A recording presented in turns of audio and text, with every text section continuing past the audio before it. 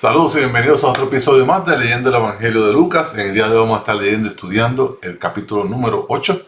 Este capítulo es tremendo porque hay muchos milagros, pero también vamos a ver algunas parábolas que nos dan mucho entendimiento de lo que es ser cristiano, de lo que Dios espera de nosotros y cómo funciona el reino de Dios.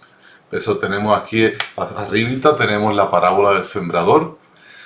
Vamos a estar hablando de los diferentes tipos de semillas, las semillas de diferentes tipos de terreno. Vamos a estar también hablando de que somos nosotros llamados a ser la luz del mundo, por eso tenemos la lámpara iluminando la palabra de Dios. Tenemos también la historia de Jesucristo cuando Él calma la tormenta en medio del mar de Galilea. Y tenemos también la otra tremenda historia de Jesucristo expulsando los demonios de estos dos individuos que eran atormentados por estos demonios por muchos años. Y entre otras cosas, ¿no? Vamos a ver otras cositas como la hija de Jairo, que es resucitada, la mujer del flujo de sangre, que es sanada. En fin, este capítulo yo creo que es uno de los más conocidos en términos de las historias que hay dentro del capítulo. Y espero que sea de bendición para todos nosotros. Por eso es importante que antes de que comencemos a leer el capítulo, nosotros siempre vayamos en oración a nuestro Dios para que sea Dios dándonos sabiduría para poder entender lo que vamos a estudiar. Oremos juntos. Padre, gracias Dios porque nos permites estudiar tu palabra. Gracias Señor porque nos revelas tu palabra. Gracias por Cristo Jesús, nuestro Salvador, aquel que murió en la cruz del Calvario por nosotros, para que nosotros podamos tener perdón de pecados. Gracias por tu Espíritu Santo que habita en nosotros, para que nosotros podamos entender las cosas espirituales, para que podamos comprender la palabra tuya, Señor, que nos has dado. Te pido, Padre, que sea por medio de este Espíritu que nosotros obtengamos entendimiento y conocimiento en el día de hoy. Que este entendimiento y conocimiento afecte nuestra mente y nuestro corazón para que se vea reflejado en nuestro comportamiento y nuestras palabras. Te pido, Señor, que tú quites de mí todo aquello que sea maligno, todo aquello que sea malvado, todo aquello que impida la enseñanza y el estudio de este capítulo en el día de hoy. Y te lo pedimos en nombre poderoso de Jesucristo. Amén. Vamos ahora al versículo número 1.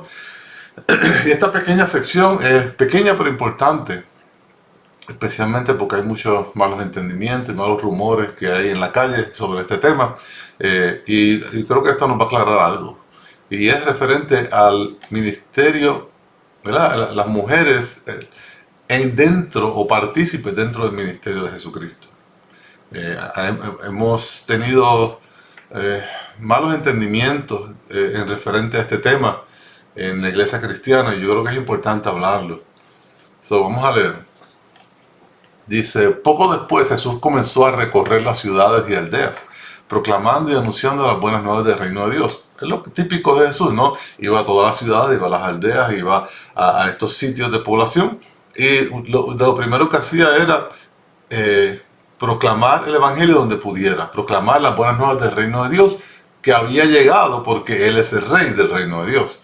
Hemos estudiado que Jesucristo siempre iba a las sinagogas en el día de reposo y abría los pergaminos y proclamaba la palabra y decía que Él era el Mesías, etc. Eso lo hemos visto en diferentes ciudades donde Él ha hecho eso. Estoy muy seguro, por lo que hemos leído, que cuando Él va a estas ciudades y no es el día de reposo, Él hace algo similar en el sentido de que Él predica la palabra y habla de la palabra de Dios y da sermones, pero no lo hace en la sinagoga, sino que lo hace en un barco, en una piedra, en un llano, en una casa. Él no pierde oportunidad para hablar de Dios y del mensaje de salvación en todos sitios que Él va. Y vemos que ese mensaje a veces es bien recibido, a veces es bien mal recibido. El ejemplo de bien recibido es todo lo que hemos visto estas últimas semanas. Y vemos el ejemplo de lo que es mal recibido en la ciudad natal de Jesucristo, Nazaret, donde fue rechazado y expulsado por falta de fe. Pero mira lo que decía. Con Él, ¿verdad? Con Jesús, iban los 12 discípulos, los 12 apóstoles que ya vimos cuando los escogió. Pero no iba solo con los 12 apóstoles, sino que también algunas mujeres que habían sido sanadas de espíritus malos y enfermedades, como María, llamada Magdalena, de la que habían salido 7 demonios, Juana, la mujer de Chuza, mayordomo de Herodes, Susana y muchas otras que de sus bienes personales contribuían al sostenimiento de ellos. Aquí estamos viendo que Jesucristo iba con sus 12 apóstoles a hacer ministerio. Claro que sí.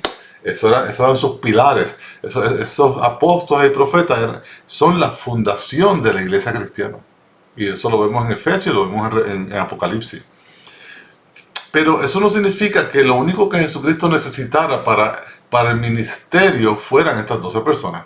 Estas 12 personas tenían una autoridad, una responsabilidad, unas tareas, pero para llevar a cabo el ministerio, para esparcir la palabra de Dios al mundo, para edificar la iglesia, para hacer los diferentes ministerios de caridad y de amor que se hace en la iglesia, a través de la iglesia, hace falta más personas. Y aquí Lucas nos está diciendo algo bien importante. Una gran porción de estas personas que hacían que este ministerio fuera posible fueron las mujeres. Y entonces es interesante porque vemos que hay muchas mujeres. Él menciona 3 por un propósito, pero hay muchas mujeres. Fíjense que menciona a las 2 caras de una moneda, vamos a ponerlo así. Menciona a María Magdalena, estaba endemoniada por 7 demonios, pecadora, hay muchas teorías de eso, pero ¿qué sabemos en realidad? Que era una pecadora, grandes pecados, endemoniada por 7 entidades. Y es una mujer que sería rechazada o expulsada o marginada por el pueblo judío. Por el otro lado tenemos a Juana, que es la mujer de este señor, que es Chuza, que es un alto oficial, ¿verdad? Es a la mano derecha de rey Herodes, de uno de los reyes Herodes. Entonces, tenemos 2 lados de la sociedad. Tenemos marginados, pecadores, endemoniados, y tenemos por acá gente más adinerada, con más estatus social, etc. Y lo que Lucas nos está diciendo es, Jesucristo es el gran igualador. ¿Qué quiero decir con eso? Que en Jesús no hay diferencia, no hay estatus social. No importa si somos hombres, si somos mujeres, si somos esclavos, si somos libres, si somos ricos, si somos pobres, si somos judíos, si somos gentiles. Eso no hace diferencia para Jesús. ¿Por qué? Porque ninguno de nosotros trae nada a la mesa. Ninguno de nosotros trae algo para poder ganarnos nuestra salvación. Todos somos salvos por gracia a través de la fe. Y todos somos creados a la imagen de Dios. Y una vez entramos a la fe, todos nos convertimos en hijos de Dios. No hay diferencia en Cristo Jesús. Claro que sí, como dije al principio, cada persona tiene un rol y unas responsabilidades y una autoridad diferente. Claro que sí, por eso hay apóstoles, hay pastores, maestros, diáconos, etc. Y cada persona tiene un rol asignado de acuerdo a lo que se le ha dado. En el caso de las mujeres, vemos mucho las mujeres en el ministerio de caridad, obrando el ministerio de caridad. Las vemos en el ministerio de mayordomía, la vemos en el ministerio de servicio, la vemos en el ministerio de enseñanza cuando se trata de enseñar a otras mujeres o a niños. Hay muchas responsabilidades, muchas cosas que son necesarias para la iglesia, para el ministerio de Cristo, que son hechas por mujeres. Y lo interesante de esto es que Jesucristo llega a una nación o a una región y a un tiempo en donde la mujer no tenía mucho valor. La mujer y los niños no tenían valor casi ninguno en esta sociedad antigua. Hagan sus estudios para que vean. Y Jesucristo nos dice todo lo contrario. Nos dice, no. Mujeres y niños tienen gran valor. Todos fueron creados a imagen y semejanza de Dios. Tienen gran valor. Tienen igual valor. No el hombre superior a la mujer, ni superior a los niños. No, tenemos el mismo valor a los ojos de Dios. Y Jesús nos enseña esa gran lección. ¿verdad? Y entonces, lo interesante del cristianismo ¿verdad? Esta iglesia que funda nuestro Señor Jesucristo, que es, ¿verdad? Es algo que se sale de lo que es la norma cultural de la época y ha afectado el mundo entero desde entonces, es sacar a la humanidad del error de que el hombre es superior a la mujer y a los niños, y igualarnos en valor, ¿verdad? Tenemos el mismo valor, merecemos los mismos derechos. Claro que sí. Ahora bien, dentro de la iglesia de Jesús, cuando estudiemos otros pasajes, otros libros de la Biblia, nos vamos a dar cuenta que, por ejemplo, hay algunos roles que solamente son para hombres. Y un ejemplo es los 12 apóstoles. Solamente apóstoles pueden ser hombres que son únicos y exclusivamente estos 12 que Jesucristo escogió, ni uno más. Pablo siendo el último. Porque obviamente Judas Iscariote se fue.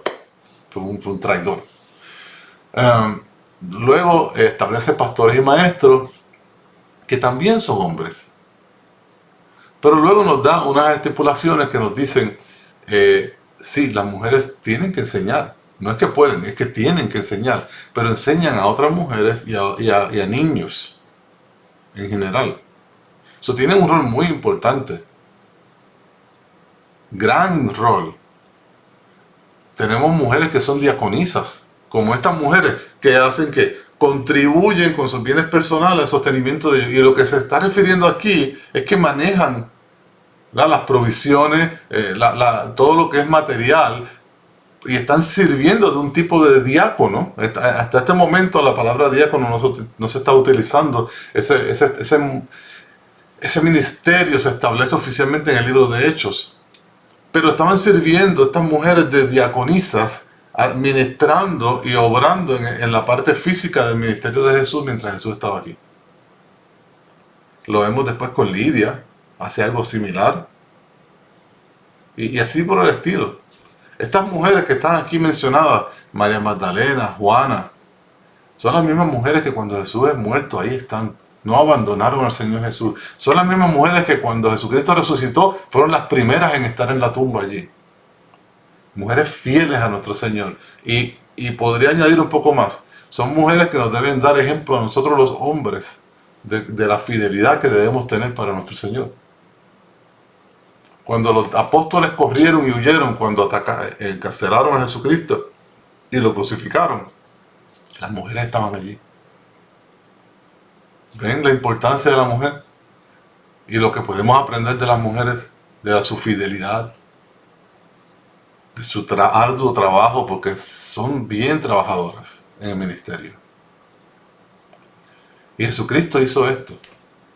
Y de aquí en adelante, la mujer tuvo un valor increíble. Era algo diferente a la sociedad. Eso es lo que hace Jesús.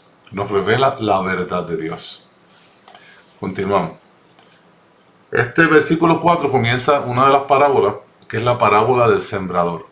Recordemos que las parábolas son historias que hacen los que enseñan para demostrar o facilitar el aprendizaje de una verdad, ¿no? En el caso de Jesús, Jesús utiliza parábolas para que nosotros podamos entender una verdad espiritual, una verdad que es intangible, que es extraña a nosotros, utilizando cosas que nosotros conocemos, que son del diario vivir, y que podemos igualar esto es como esto es como esto, y poder hacer sentido de aquello que Jesucristo nos quiere revelar del reino de los cielos.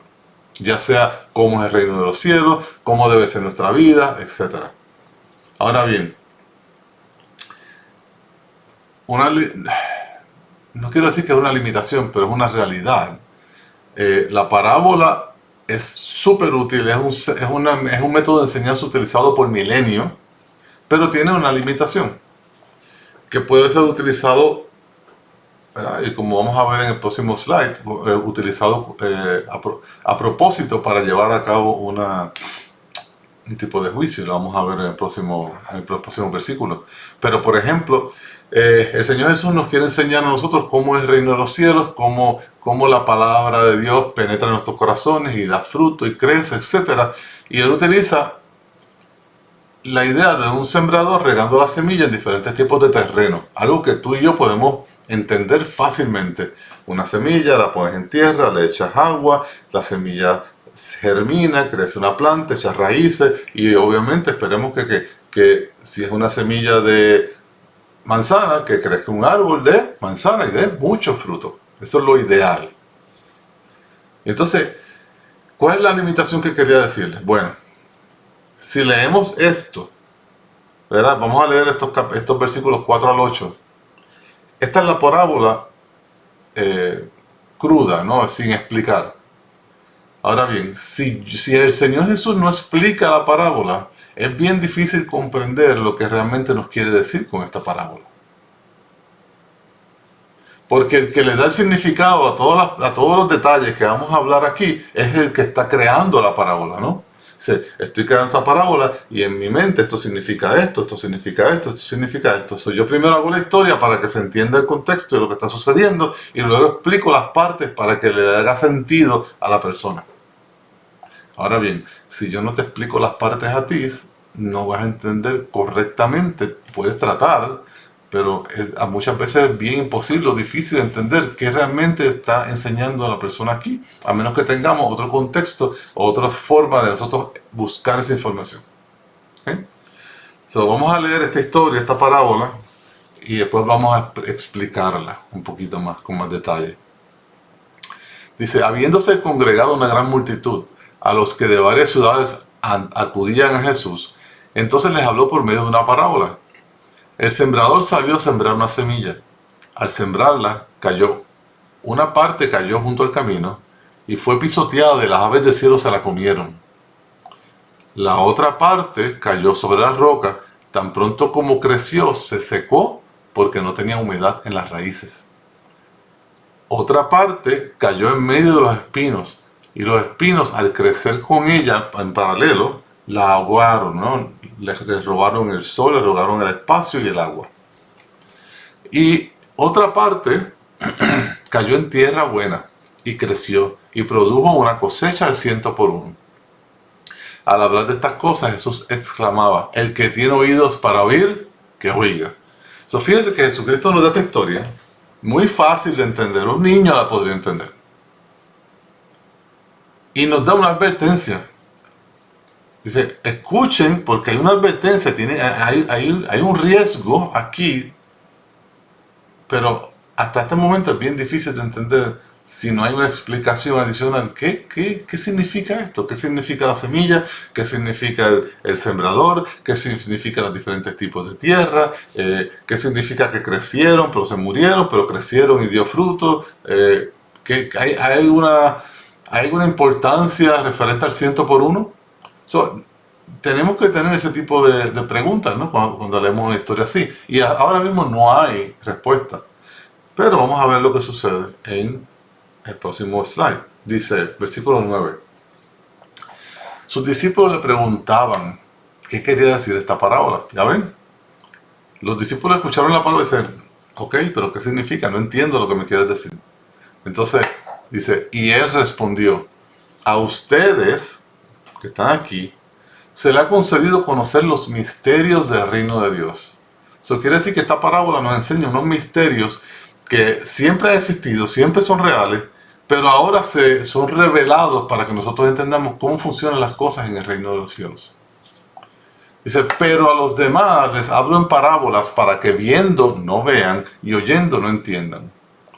Porque Jesucristo dice, el número uno, él está haciendo una cita, si no me equivoco, del libro de Isaías, donde hay un juicio para unas personas.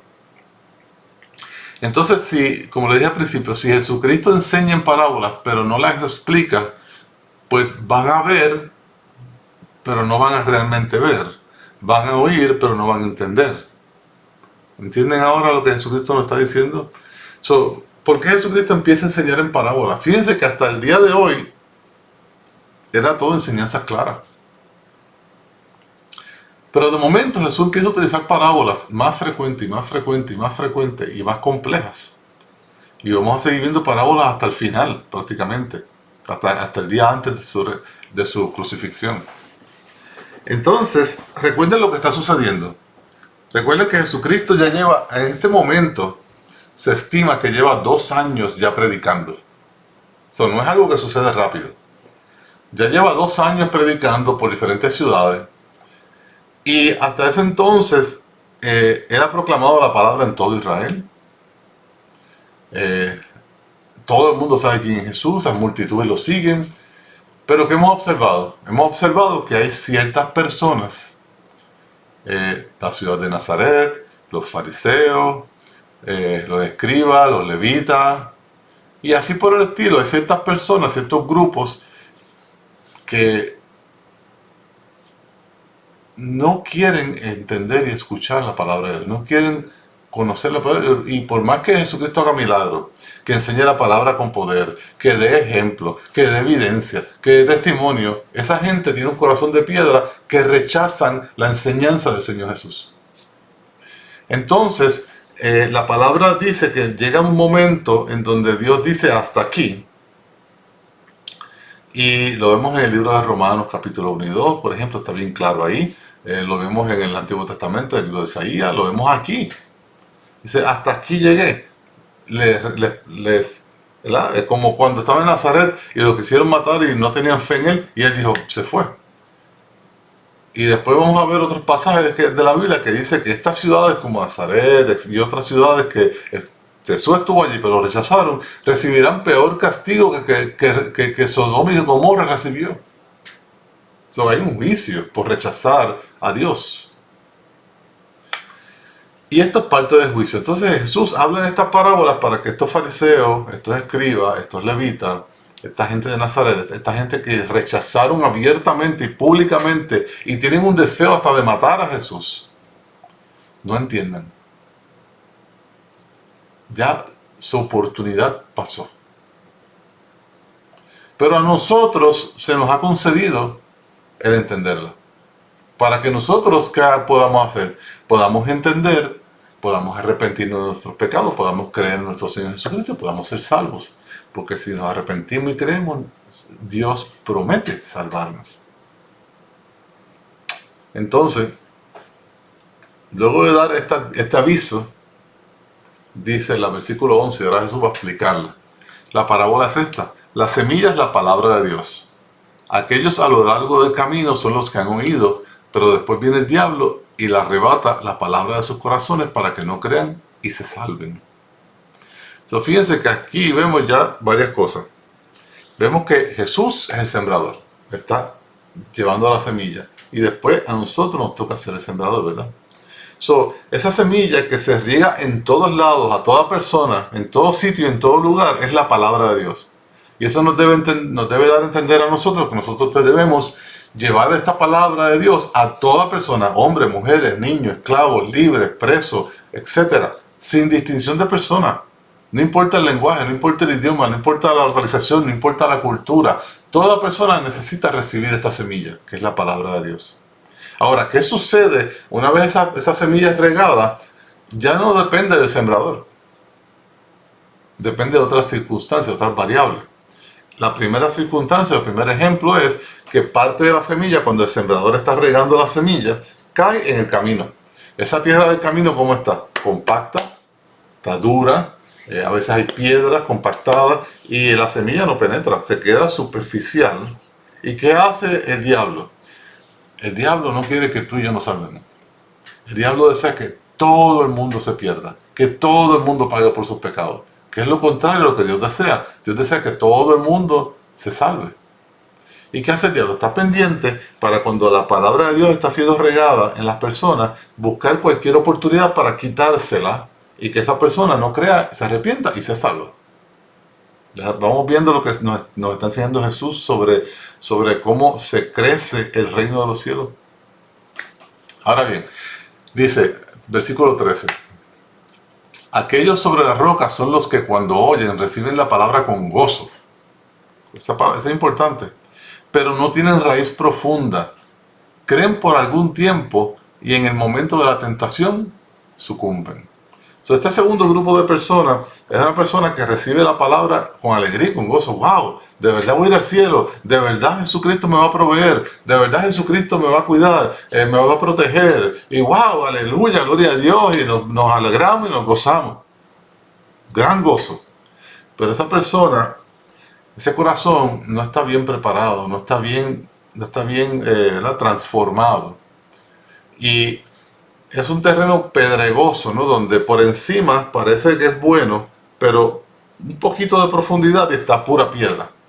Por lo tanto, la planta crece rápido, con gozo, con alegría, pero la raíz no puede penetrar porque el corazón está pedregoso, está lleno de piedra. No está bueno.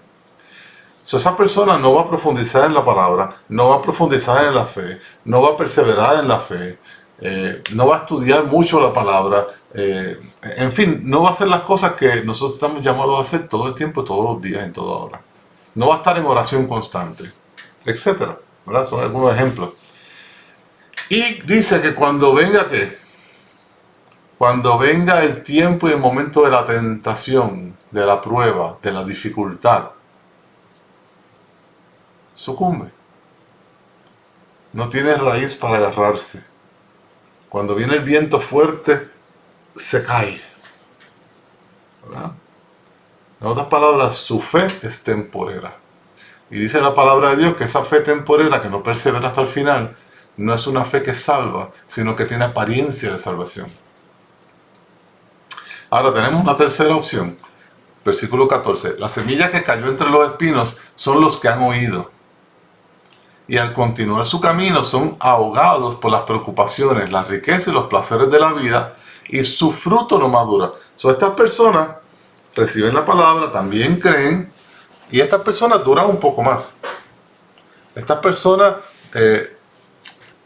van a la iglesia. Estas personas, si acaso leen su Biblia, son personas que les llama la atención la palabra de Dios, les llama la atención lo que se está predicando. Pero ¿qué sucede?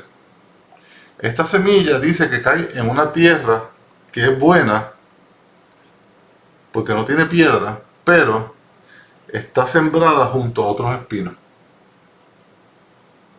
otras plantas. Entonces, en vez de crecer solita, fuerte, con buenas raíces y dar fruto, crece, pero al mismo tiempo está creciendo diferentes otras plantas juntas en paralelo. Y eso habla del amor del hombre. Eso habla de un corazón dividido. Eso habla de que esa persona quiere amar a Dios porque es bueno lo que se está presentando en la palabra. Dios es bueno y es bueno estar con Dios y todas estas cosas, estas maravillosas cosas con Dios. Pero al mismo tiempo ama su riqueza, ama el mundo, ama esto, ama lo otro. Entonces Dios nos dice claramente que nadie puede servir a Dios y al diablo. Nadie puede servir a Dios y al dinero. O amas a uno o odias al otro, pero no puedes amar los dos. Y esta persona, aunque quiere amar a Dios, ama también al mundo y las cosas que le dan placer a su carne. Y llega el momento en que han crecido todas juntas, pero como no puedes amar las dos cosas a la vez, la persona termina ¿qué? Amando lo que conoce, amando la carne, amando el mundo y odiando a Dios. Y esa fe se apaga, esa fe muere. Y fíjate lo que dice, su fruto no madura. Comenzó a dar fruto. Ese fruto parecía que estaba germinando. Ese fruto parecía que estaba saliendo en la rama. Pero su amor no maduró. Su amor no floreció. Su amor no dio buen fruto. Y muere. Y esa persona sale de la iglesia, no persevera, no da buen fruto. Y salió de nosotros para que veamos que no era de nosotros. Nunca fue de nosotros. Entonces ya estamos viendo tres tipos de personas que reciben la palabra de Dios y tres tipos de reacciones diferentes. Una indiferencia, porque ni siquiera hizo nada, que fue en el camino. Una que fue superficial y de aparente gozo y alegría, pero los problemas hicieron que abandonara a Jesús. La otra, aparente amor, aparenta fruto, aparenta una vida cristiana, pero su amor por el mundo apagó ese amor. Y por último llega a la semilla de la tierra buena. ¿Cuál es la tierra buena? La tierra buena es un corazón transformado y regenerado por el Espíritu de Dios. Es un corazón que no tiene piedra abajo, es pura tierra y es un corazón que ha sido limpiado, una tierra que ha sido limpiada. Es cuando el sembrador va y prepara el terreno, que saca las piedras y saca las matas, las otras matitas y las otras espinos y deja esa tierra limpia y preparada. Y esa semilla cae. Y esa semilla crece rápido porque no hay nada que la estorbe, no hay nada que le moleste. Hace raíces profundas para cuando venga la prueba no se seque, no se muera. Cuando los frutos empiezan a salir, germinan y maduran porque su amor, esa planta no tiene competencia. Y dice Jesús, este es el verdadero cristiano. Este es la verdadera persona que va a entrar al reino de los cielos. Esta persona nos demuestra algo bien importante. El verdadero cristiano, el verdadero creyente es aquel que es salvo por gracia a través de la fe. Pero esa fe, como dijimos anteriormente, va atada a un amor por el dador de la fe, que es Dios. Y ese amor va atado a ¿qué? A buenas obras y obediencia, las cuales Jesús preparó de antemano para nosotros. Y esos son las buenas obras y los buenos frutos. Y esa persona, como ama a Dios y está agradecido porque le perdonó los pecados, recordemos lo que estudiamos la semana pasada, el que mucho le perdona, mucho ama. Esta persona está contenta y gozosa porque sus pecados fueron perdonados y está eternamente agradecida. Ama al Señor Dios Todopoderoso y va a perseverar hasta el final. No va a pasar como le pasó a las otras dos plantas, no se va a secar. Su fe puede flaquear, puede tener pruebas, puede temblar un poco, pero va a perseverar. Entonces estamos viendo por qué la importancia de esta parábola. ¿Por qué Jesucristo dice, el que tenga oídos que oiga? Porque es una advertencia, es un llamado. Dice, hey, tú estás siguiéndome, tú eres un discípulo. ¿Dónde tú estás? ¿Qué terreno eres tú? ¿Eres terreno pedregoso? ¿Eres terreno con espinos? ¿Eres un buen terreno? ¿O simplemente eres el camino? Y es un llamado a la autoexaminación para que tú y yo nos examinemos y identifiquemos dónde estamos. Si estamos en la tierra número 4, buen terreno, gloria a Dios, aleluya. Sigue creciendo, sigue aprendiendo, etc. Pero si estás en uno de los terrenos anteriores, tienes vida, tienes esperanza, tienes tiempo. Reconócelo, arrepiéntate y vuelve al camino. Y dedícate a Dios y ama a Dios y sigue a Dios y da fruto en abundancia. No des fruto para ser salvo, da fruto porque eres salvo en Cristo Jesús. Da fruto porque amas a Dios y deseas agradarle. Esa es la idea. Pero fíjense que la enseñanza de este pasaje no se queda ahí. Jesucristo dice que nosotros somos llamados a ser luz. Y hay un propósito. Y esta enseñanza está relacionada a la parábola del sembrador y lo que estamos hablando.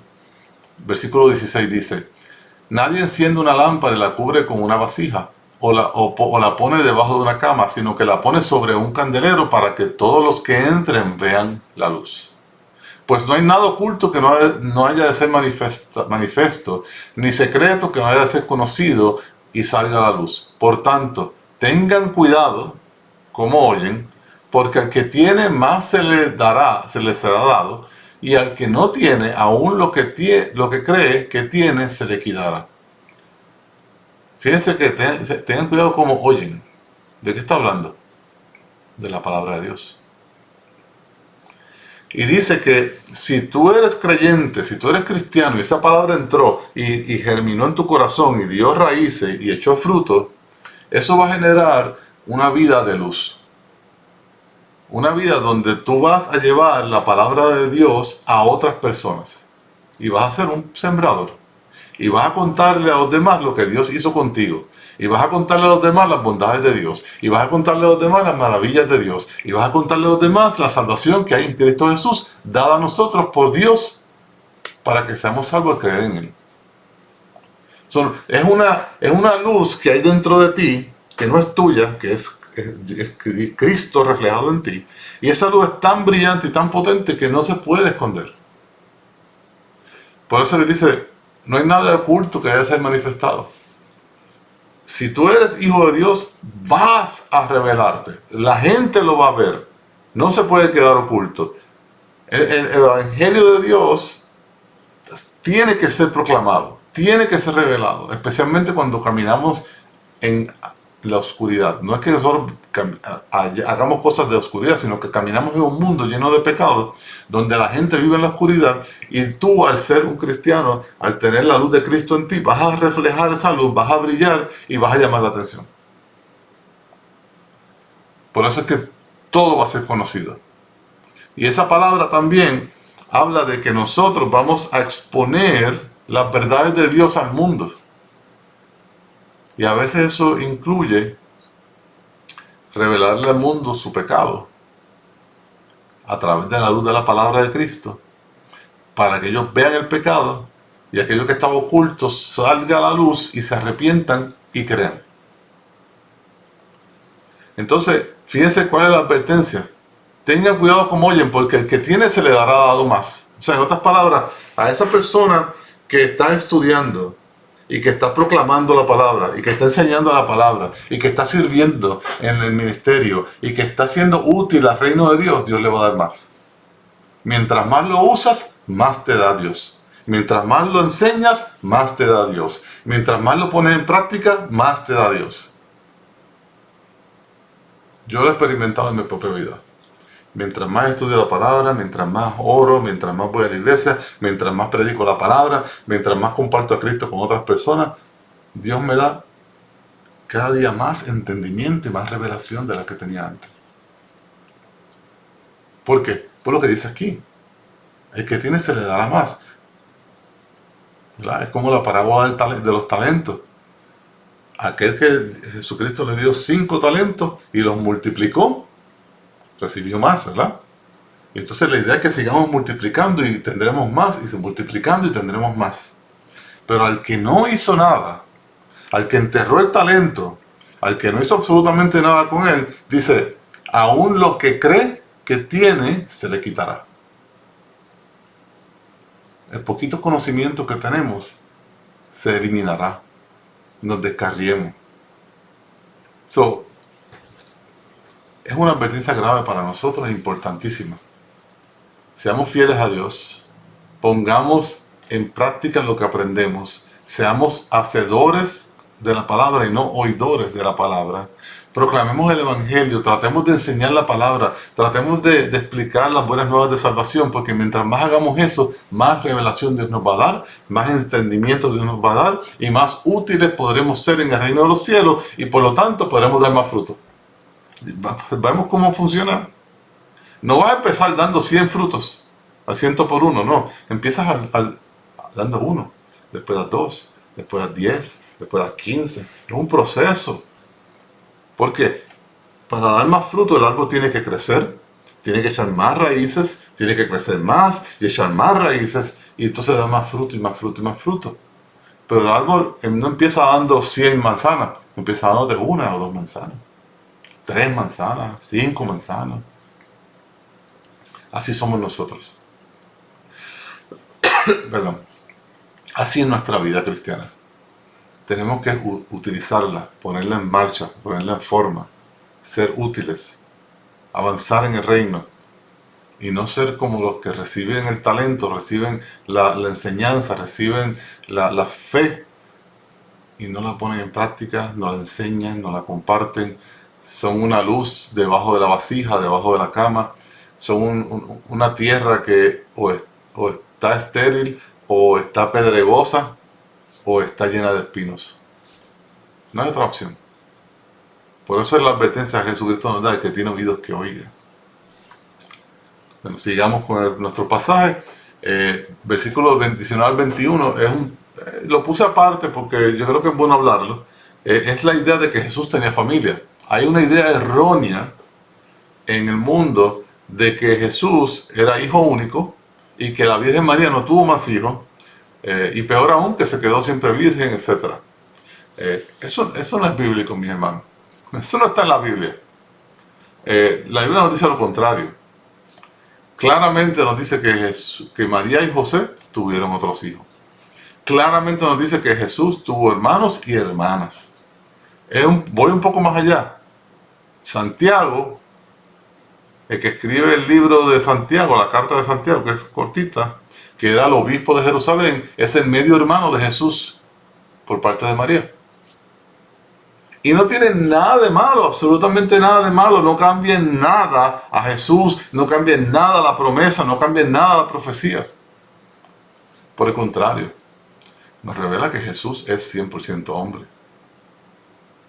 Jesús comía, dormía, se cansaba, tenía compasión, lloraba, tenía madre, tenía padre, tenía hijos.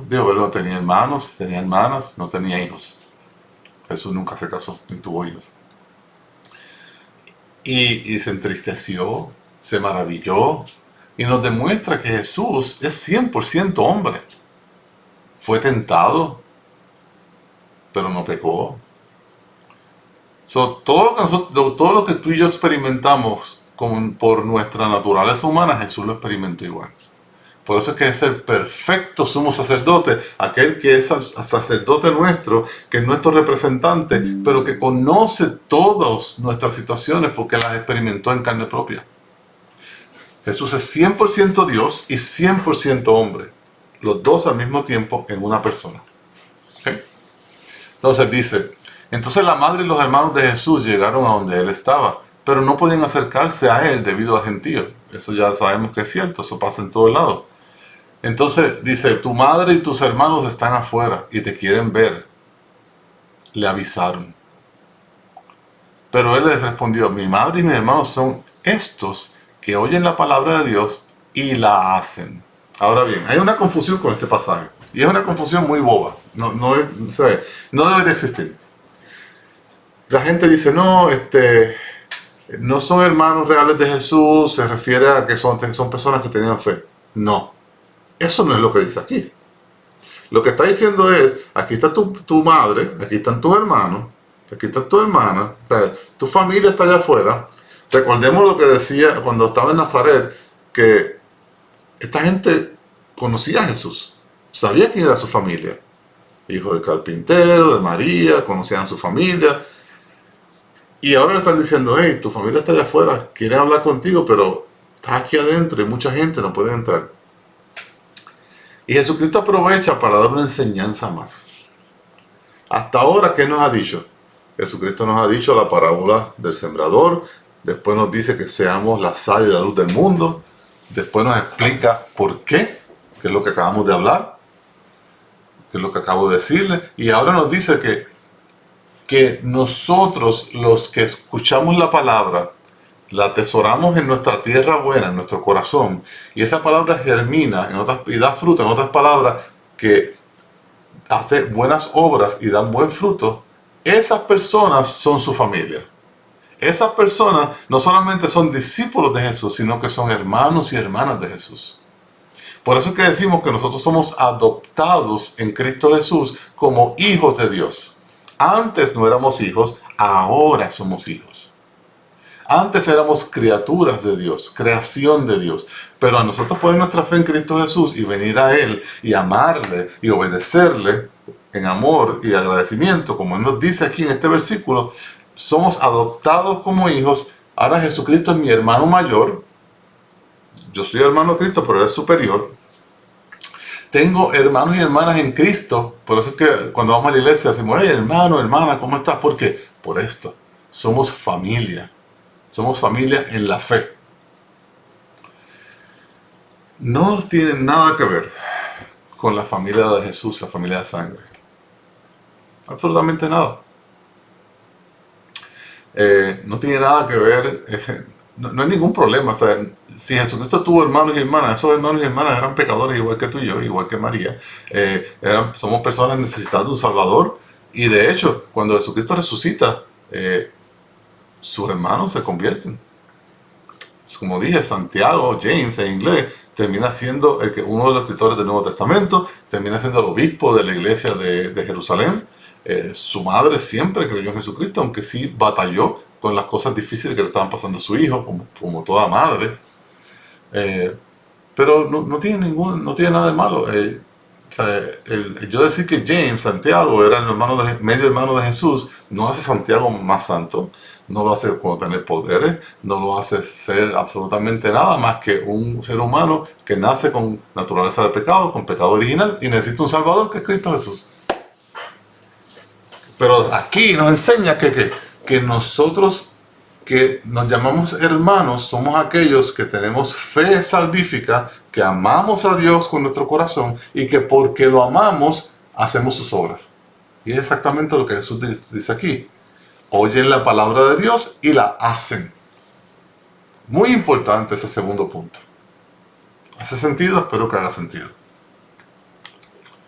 Bueno, hasta aquí terminamos esta primera mitad del capítulo número 8. Este capítulo es bastante largo, vamos a dividir este capítulo en 2 videos. Terminamos hoy la parte número 1 y la próxima semana continuaremos con la parte número 2. ¿Qué vimos hoy? Vimos la importancia que Jesús tiene. Jesús le da a la mujer, le da valor, la eleva a su lugar correcto. No permite que siga siendo humillada o pisoteada por los hombres de una forma injusta, sino que nos recuerda que la mujer y los niños, igual que los hombres, somos creados a imagen y semejanza de Dios y que tenemos el mismo valor y la misma dignidad. Aunque tenemos diferentes roles y tareas. Muy bien, eso está perfecto. Vimos también que Jesús nos enseñó la parábola del sembrador, en donde nos da a revelar los consejos, los secretos del reino y cómo esos secretos afectan nuestra vida. Y debemos asegurarnos de que nuestra vida refleje nuestra fe. Si decimos que somos cristianos y seguidores de Jesucristo, es importante que nosotros vivamos una vida que vaya de acuerdo a nuestra fe y no nos engañemos a nosotros mismos y no seamos estas plantas que se le apaga su fe, o esta luz que aunque se supone que se ponga encima de la mesa para que alumbre de todos lados, la ponen ellos debajo de la mesa y no alumbra a nadie, sino que nosotros seamos esa luz perfecta, esa luz que ilumina, esa luz que lleva la palabra de Dios al mundo, para que el mundo conozca a Jesús como tú y yo hemos conocido a Jesús. Y por último hablamos de que Jesucristo tenía familia y que no hay ningún problema con eso. Espero en Dios que esto haya sido de bendición para ustedes, de edificación, que les anime a seguir amando a Dios en obediencia, exaltando a Dios en obediencia, siendo agradecidos por lo que ha hecho, sabiendo que Él nos ha amado y nos ha salvado en la cruz del Calvario. Y si no conoces a Jesucristo, no esperes. Ama a Dios sobre todas las cosas, exalta a Dios sobre todas las cosas, síguele. Y Él es fiel y verdadero y bueno y justo y te perdonará tus pecados, te dará vida eterna y estará contigo siempre, nunca te dejará solo. Hasta aquí terminamos esta sección. Que el Señor les bendiga. La semana que viene estaremos estudiando la segunda mitad de este capítulo, que va a ser bien emocionante con otras buenas historias que tenemos del Señor Jesús para nosotros seguir aprendiendo de Él. Que el Señor les bendiga. Hasta luego.